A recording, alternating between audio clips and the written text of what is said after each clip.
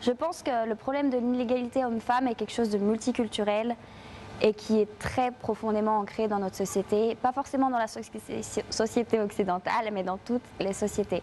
Par exemple, que ce soit au sein d'une religion, c'est-à-dire il y a certaines religions où c'est beaucoup plus commun pour la femme de devoir rester à la maison et que l'homme soit celui qui rapporte l'argent au foyer pendant qu'elle doit s'occuper de l'éducation des enfants, de faire la cuisine, de faire le ménage, des choses comme ça. Dans d'autres religions, la polygamie est la clé et la polygamie seulement du côté de l'homme, c'est-à-dire que l'homme est autorisé à avoir plusieurs femmes, mais la femme doit être hautement fidèle à son mari.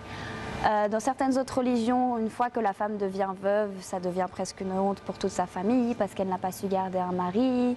Dans d'autres cultures, notamment avec des politiques, si quand une femme accouche et qu'elle accouche d'une fille, ça va presque être considéré comme une erreur, donc elle aura le droit à une seconde chance pour accoucher dès cette fois-ci d'un garçon pour qu'il soit la fierté de la famille.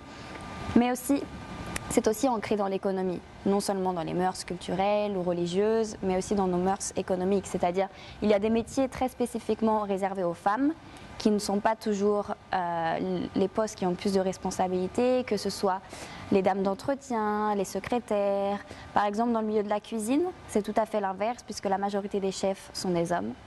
Et les femmes sont supposément censées être des serveurs qui doivent, entre guillemets, plaire aux clients.